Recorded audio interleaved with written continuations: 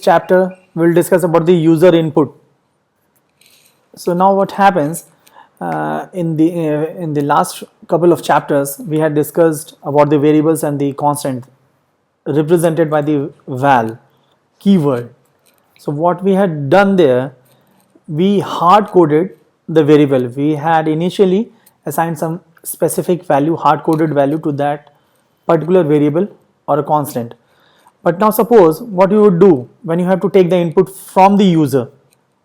So you will force the user to give some input and you will do your calculation or do your instructions or programming based on the same data which has been entered by the user.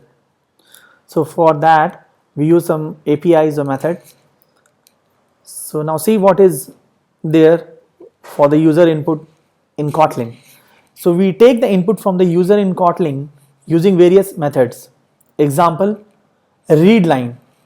So it reads the whole line as a string. And if you have to take the integer or float input, just suffix it by double exclamation mark dot to int for integer and to float for taking the float or decimal values. We will see that in our practicals. So just go back to the IDE and let's see.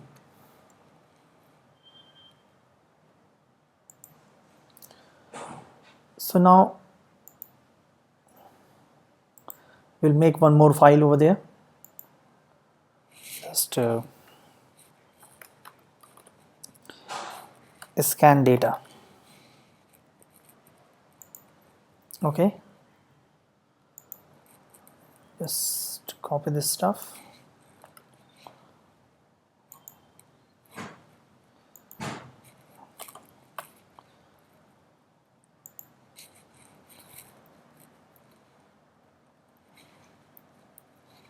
I think something has been wrong here. So from main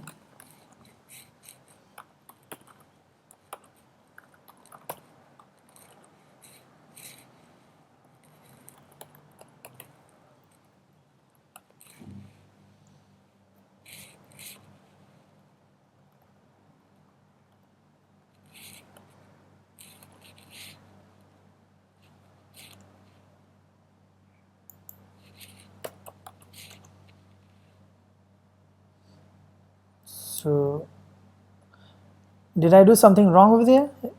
Can you catch, guys? I'm not able. Yeah, one extra parenthesis over there. Now I think it's fine, but it still shows there's a spelling mistake over there. No, it's fine. Yeah. Now see what we're trying to write. Now suppose again name. Okay, so last time what we had done, we hard coded this particular value and printed it out.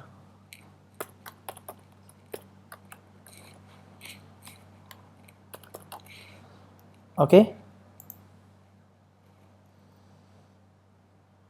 let's see to cross check the output. Yeah, it prints. I think it is printing the second file. To just test this code, right click and run. You can see it executes the current file and you can see the output over there, Tom Hanks. Okay, what we have printed. But in this you can see that we have hard coded what we have discussed. We have hard coded the value Tom Hanks and assigned it to this particular variable name. Now suppose what we do when we have to take this particular value from the user as an input. So simply, you have seen in the presentation, we use read line. Okay,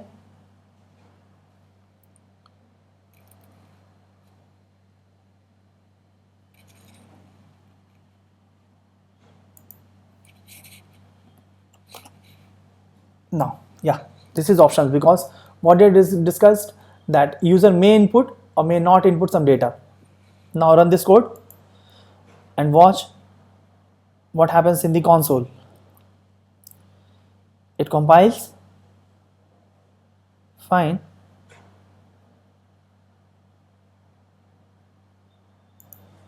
Now you can see nothing has been printed. Why? Because it asks for the input. So you can write something over there like Barack Obama, okay, and press enter. You can see that Barack Obama again has been printed because of the effect of this statement print name on line number 13. So this read line takes the input from the user, what we have entered Barack Obama. It assigned that particular string to this variable name, and again we are printing the same println name. So this println statement prints the same variable, and this variable name holds the value Barack Obama. Now again take another variable name2,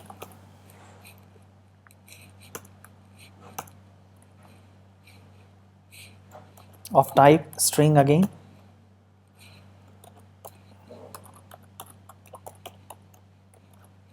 okay. Now again print that statement.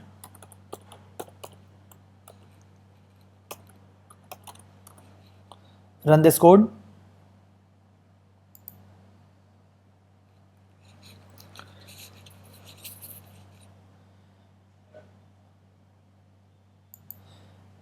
Now you can see you have to enter some value over there because it asks the user to enter some data. So if we enter Jackie Chan, press enter, again you can see it prints nothing because on line number 12 the next statement is again var name2 of type string. It again asks for this read line statement. So first, what we have discussed in our first chapter of this course, that the programming is a sequential list of instructions. Sequential list of instructions. So it will execute line by line, okay, step by step. So when we have entered Jackie Chan, it again asks for the next input. Now suppose if we enter over here Arnold, okay, and press enter. Now you can see it prints both of the variable. First is the Jackie Chan and next is the Arnold, because as a result of the line number 15 and 16, so we have printed first the name, then the name2. Name holds the value Jackie Chan and name2 holds the value Arnold. So you can see the working of the read line statement. Now suppose you have to take the integer value from the user. So how would you do that? Now suppose they have some age, okay, age is of type int, okay. Now read line again. So what we had discussed, when you are working on the integer or a float or double type, you have to suffix it by double exclamation mark dot to int, okay. Now you can take the integer as an input, and next is the var, and suppose the income variable of type float, okay. Read line again, the two exclamation mark to float, okay. So these two lines, line number 14 and 16, they will take the input as of type integer and float for income, and again print those values.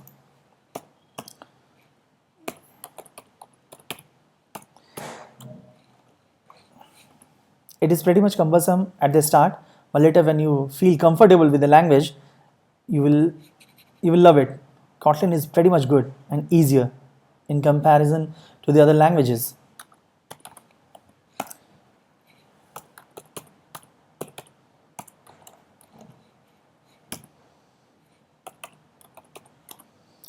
Yeah. Gives some hint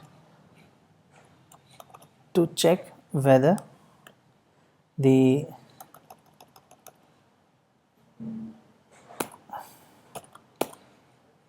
to cross check. Okay.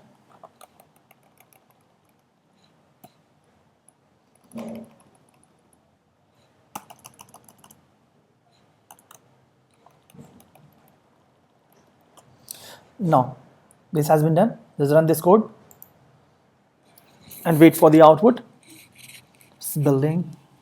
Come soon, guy. Come soon. Now you can see it asks for the input name. Give again Tom, first one. It again asks for the second input. Now give Arnold. Okay. It again asks for the age. Now give the age as 50. It will now, in the very next statement, it will ask about the income. Now it asks about the income. Give some 50,000 bucks. Okay, and press enter. So you can see the output. The first one is Arnold, second one is 50, and the last one is the 50,000 bucks. You can see that Tom has been printed on the very same line as of output, the formatted string, because we had not mentioned ln over here. Just add ln and now again run it. Now see, it will be printed on the very next line.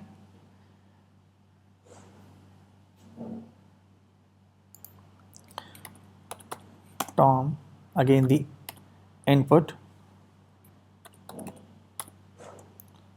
40, suppose 3,000 bucks. Now you can see Tom has been printed. Next one is Arnold, the age is 40 and the income is 30,000 bucks. So you can see we have taken the input in the form of string, in the form of integer, and in the form of float. So these are some of the cases in which we can take the input from the user. We'll cover more of the stuffs, some more stuffs in the later chapters. As of now, this is done, and thanks guys.